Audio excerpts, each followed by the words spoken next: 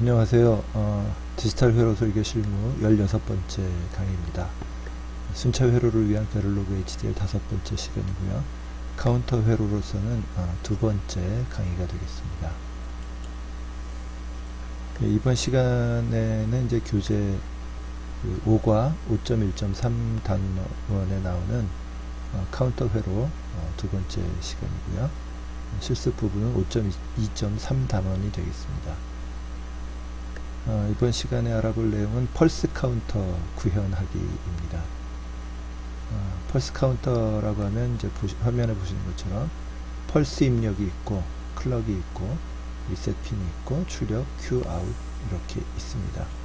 그냥 클럭이 들어올 때마다 항상 카운트 업 하던 회로와는 좀 다르게 펄스 입력이 있죠. 그래서 펄스가 발생할 때마다 카운터의 값이 1씩 증가하는 그런 카운터가 되겠습니다. 그래서 펄스의 라이징 엣지에서 1씩 증가한다. 이런 카운터를 같이 알아보도록 하겠습니다. 카운터의 초기 값은 뭐 설정하기 나름이지만 리셋이라고 하는 이름으로 보건데 0으로 하고요. 그 다음에 카운터의 최대 값은 8비트니까 그냥 바이너리로 해서 255까지 카운팅 하고요. 그 다음에 255 다음 값은 0 이렇게 이제 카운터의 동작에 대한 세부적인 사항들을 정의를 했습니다. 그럼 이렇게 동작하는 카운터 펄스 카운터를 타이밍 차트를 이제 살펴보면요.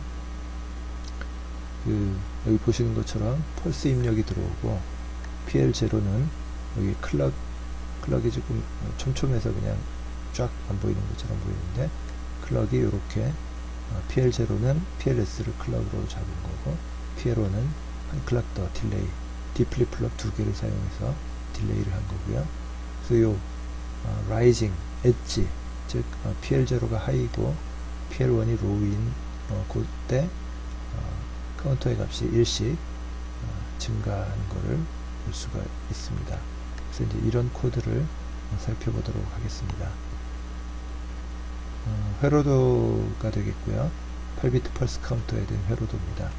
그래서 PLS 입력이 디플립플롭으로 들어가고 그 출력이 두 번째 디플립플롭의 입력으로 들어갑니다. 그래서 얘네들의 출력 PL0 그러니까 첫 번째 디플립플롭 거친 것과 두 번째 디플립플롭 거친 것이 AND가 돼서 이 AND 게이트의 출력은 PLS의 라이징 엣지에서 한 클락 구간 동안 하이가 되고 나머지 구간에서는 로우가 되는 펄스 입력이 되겠습니다. 그래서 이 펄스 입력이 레지스터에 클럭 이네이블 단자로 들어가요. 그래서 얘가 하이일 때만 이 레지스터가 값을 받아들이게 되겠습니다. 그래서 현재 이 레지스터의 출력이 애더를 거쳐서 현재의 출력에다가 1을 더한 값이 레지스터의 입력으로 D 입력으로 들어온다 할지라도 이 클럭 이네이블이 하이가 아닌 구간에서는 출력이 변하지 않겠죠. 그래서 펄스의 윗부분이 이제 라이징 엣지 디텍트하는 펄스 디텍트 회로가 되겠는데 이 디텍트한 값이 즉 하이가 될 때 즉 라이징 엣지에서만 현재보다 1이 증가된 값이 이 레지스터를 통해서 출력으로 전달이 되겠습니다. 레지스터 입력이 출력으로 전달이 되겠습니다. 뭐 회로 동작에는 이해 안 되시는 게 없겠죠. 예, 그래서 이제 베를로그 HDL 코드를 살펴보겠는데요. CNT8 언더바 PLS라고 이제 파일 이름도 CNT8 언더바 PLS.v라고 타이핑하시면 되고요. 저장하시면 되고, 그 다음에 모듈 이름도 CNT8 언더바 PLS라는 이름, 그 다음에 입력이 reset, clock, PLS 이렇게 있습니다. 그리고 출력은 레지스터 타입으로 해서 Q out 이렇게 8비트가 정의가 됐고요. 그 다음에 내부 신호로서 레지스터 타입 PL0, PL1 디플립플롭의 출력 2개고요. 그 다음에 와이어에서 AND 게이트 출력 R 엣지, 라이징 엣지라고 하는 이름의 R 엣지라고 하는 와이어 타입이 하나가 이제 정의가 됐습니다. 그래서 지금 보시는 부분은 그 디플립플럽 두 개에 대해서 리셋일 때 0, 각각 0이고 그 다음에 리셋이 아닐 때는 클럭이 라이징 엣지에서 첫 번째 디플립플럽은 PLS를 받고 두 번째 디플립플럽은 PL0를 받게 되겠습니다. 그래서 이 아래 이제 assign, 그래서 R 엣지가 값을 갖는데 이 부분이 이제 라이징 엣지, 즉 PL0가 하이 and PL1의 인버팅, PL1이 로우일 때 여기가 물결 표시 포함한 것이 하이가 되겠죠. 그래서 PL0가 하이고 PL1이 로우. 그러니까 아직 그 PL1은 하이가 아직 안 된 상태이고 PL0가 하이다. 그거는 라이징 엣지가 되겠죠. 그래서 라이징 엣지에서만 PL0와 PL1이 원 클락 딜레이니까 그런 상태는 한 클락 구간밖에 존재하지 않겠죠. 그래서 R 엣지가 라이징 엣지일 때 한 클락 구간 하이가 되겠습니다. 그리고 이제 27번부터 35번까지가 카운터 구성이 되겠는데요. 리셋일 때 Q아웃은 0이 되겠고, 그 다음에 리셋이 0이 아니면 나머지 경우에 즉 31번은 무조건 이제 클락이 라이징 엣지겠죠. 클락이 라이징 엣지에서 R 엣지 신호가 1일 때, 그때 이제 Q아웃에다가 1을 증가한 현재 Q아웃에 1을 더한 값이 출력으로 전달이 되겠습니다. 그래서 R 엣지가 1일 때만 카운터로서 1이 증가하는 그런 회로 동작이 되겠습니다.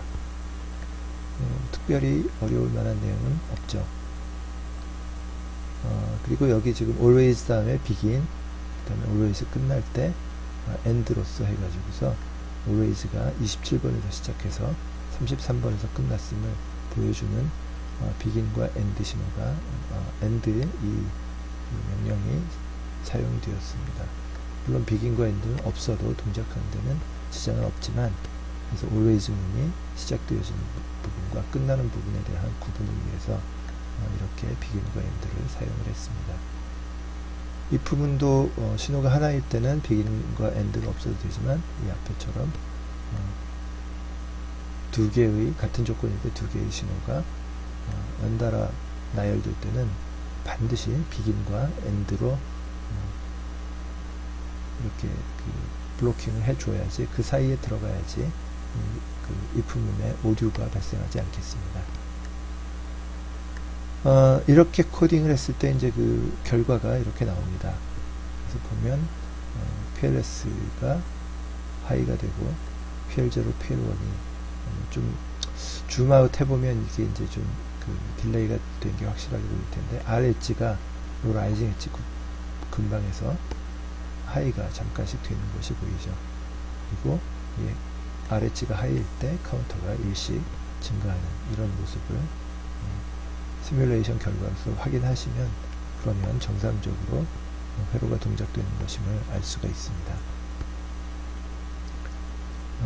지금 보시는 것은 이제 그 똑같은 동작을 하는 베를로그의 지델 코드인데, 여기서는 그 와이어 타입 R 엣지를 생략을 하고 이 그 디플립플럽 두 개와 레지스터 카운터를 비긴과 엔드로서 같은 리셋 조건일 때 전부 다 0이 되도록 각각 이렇게 설정을 하고요.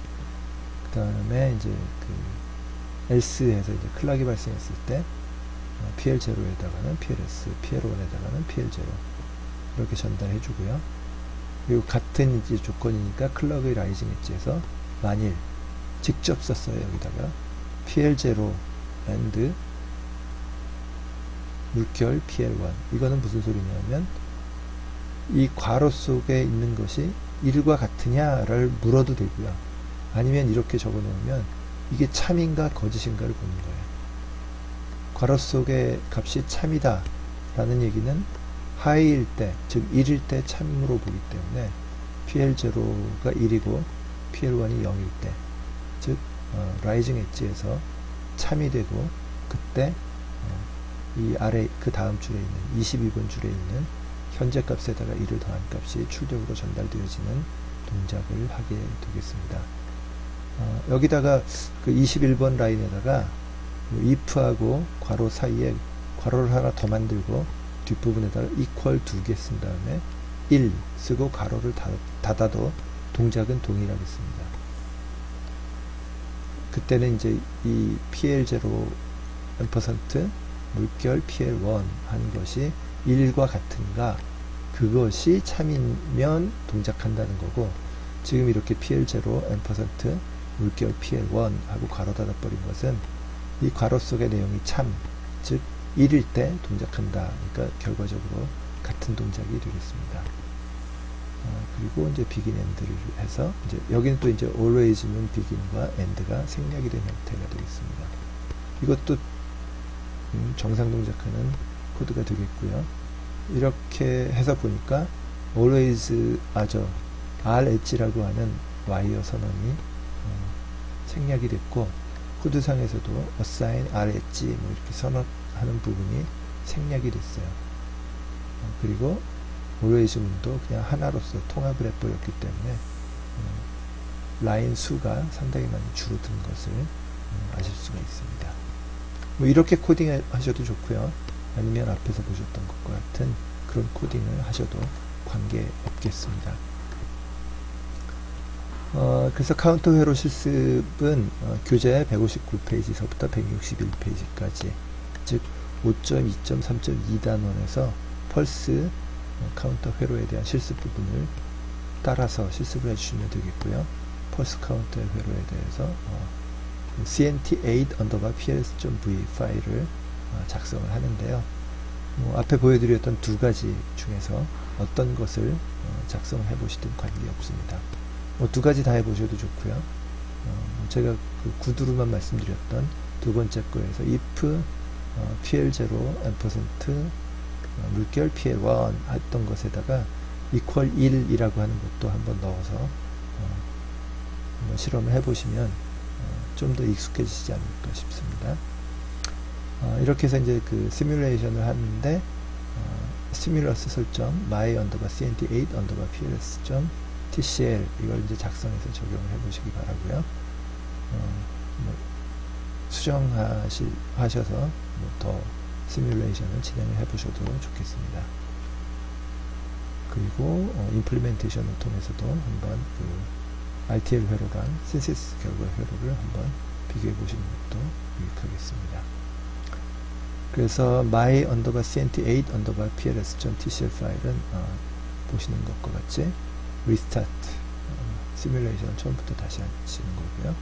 그 다음에 add_false rst, 그래서 이제 리셋 클락이 초반에 100나노세컨드 정도 로우, 그 다음에 이제 하이가 돼서 이 리셋 구간일 때 레지스터 디플리플럽의 값들을 0으로 만들고 나머지 구간에서 정상 동작을 하겠습니다. 그 다음에 이제 클럭을 100나노세컨드 주기에 클럭으로, 즉 10MHz 클럭으로 그 디파인을 했고요. 그 다음에 PLS는 여기서 이제 10마이크로세컨드 주기, 즉 100kHz짜리 펄스를 설정을 했습니다. 그 다음에 이제 100마이크로세컨드 정도 런을 하는 건데, PLS의 주기를 좀 바꿔보시든가 런 타임을 좀 바꿔서 실습을 진행을 해보시면 되겠습니다. 자, 이제 그 펄스 카운터가 어떻게 활용되어질 것인지에 대해서 한번 그 사례를 가지고 한번 잠깐 살펴보도록 하겠습니다. 만일 여러분들이 이제 그 시계, 시분초를 표시할 수 있는 시계를 설계한다라고 한번 생각해 보죠. 그런 시계, 하나의 시계를 설계하는데 그 안에 필요한 카운터는 어떤 것들이 있는지 한번 살펴보겠습니다. 시계를 위한 조건을 한번 살펴보는 거예요. 마스터 클락은, 외부에서 들어오는 클락은 10MHz 크리스탈로부터 클락 소스가 들어온다. 그러니까 10MHz 클락이 외부에서 들어온다라고 보고요. 그 다음에 우리가 볼 거는 초분 뭐 C 이거지만 내부에서 어떤 그 컨트롤 뭐 키를 체크한다거나 이런 거를 위해서 그 1kHz 정도의 주파수를 갖는 1ms 단위의 어떤 그 펄스가 좀 필요할 것 같아요. 그래서 밀리세컨드 카운터가 필요하고요. 그 다음에는 이제 초 카운터가 필요하겠습니다. 초의 값을 카운팅 하겠죠. 0부터 뭐 59 다음에 또 0이 되겠죠. 그 다음에 이제 분 카운터도 필요하고요. 0분서부터 59분까지 60진 카운터가 각각 초 카운터, 분 카운터 필요하고, 그 다음에 이제 시 카운터가 필요한데, 얘는 뭐 24시간으로 할 건지, 0부터 23시 59분, 59초까지 할 거, 0시부터 할 건지, 아니면 그냥 12시부터 뭐 1시, 2시 이렇게 해서 11시 59분, 59초에 12시로 넘어갈 건지, 그거를 뭐 선택을 하면 되겠죠. 근데 지금은 뭐 당장 그 시분초를 표시하는 시계를 직접 설계할 건 아니고 펄스 카운터의 활용에 대해서 좀 살펴보려고 하는 겁니다. 그래서 밀리세컨드 카운터를 그 생성하기 위해서는 10MHz 클럭으로부터 1만 분주를 하면 그 1ms가 돼요. 그리고 초 카운터는 그 1kHz, 즉 1ms 주기의 1kHz 펄스를 1000분주를 하면 되겠습니다. 그 다음에 분 카운터는 초 카운터, 초를 60분주 하면 60초를 카운트하면 1분이 되겠죠.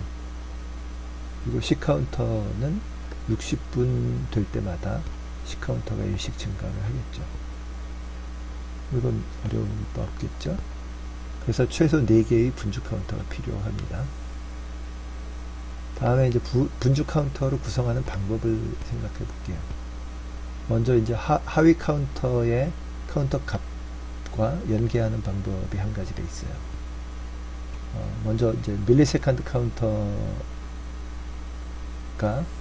9999일 때, 그때 10MHz 클락의, 그러니까 그 9999일 때 초 카운터가 증가하도록, 그렇게 하면 1초마다 초 카운터가 한 번씩 증가하겠죠. 그 다음에 분 카운터는 밀리세컨드 카운터가 9999 그리고 초 카운터가 59일 때 분 카운터가 증가하면 되겠죠. 그리고 시 카운터는 밀리세컨드 카운터가 9999, 그 다음에 초 카운터가 59, 그리고 분 카운터가 또 역시 마찬가지로 59. 이 세 가지 조건이 충족될 때 시 카운터가 증가하겠죠. 그 다음에 이제 펄스를 활용하는 방법을 생각해 보면, 밀리세컨드 카운터의 한 주기에 50대 50의 MSPLS를 생성을 한다고 하면, 이 MSPLS의 폴링 엣지를 디텍트해서 초 카운터를 증가하면 되겠죠. 그리고 1초마다 한 번 발생하는 S펄스에 또 S펄스를 생성해서 이것의 폴링 엣지에서 분 카운터를 증가하면 될 거고, 마찬가지로 분 1분마다 한 번씩 하이로가 바뀌는 MPLS를 생성을 해서 이것의 폴링 엣지에서 C 카운터가 증가하면 되겠죠. 뭐, 이 두 가지 방법의 장단점은 이 위의 값은 굉장히 정확하게 그 10MHz 기준으로 정확하게 MS도 9999, 초 카운터도 59, 분 카운터도 59일 때 딱 그 동작이 되어지면 명확함이 있지만 회로가 좀 복잡해져요. 근데 이제 밑에 방법은 펄스만 내주면 되니까, 펄스 엣지만 검출하면 되니까 회로는 간단해지지만 펄스 엣지를 디텍트하는 동안 10MHz 펄스가 약간 그 한두 클락 정도씩 딜레이가 발생을 할 수가 있어요. 그래서 약간의 딜레이가 발생할 수 있지만 시계를 구성하는 데는 어려움이 없겠습니다. 예, 다음 시간에는 카운터에 대해서 한 번 더 살펴보도록 하겠고요. 예, 마무리하겠습니다. 질문이나 댓글 아래 달아주시거나 메일로 보내주시고요.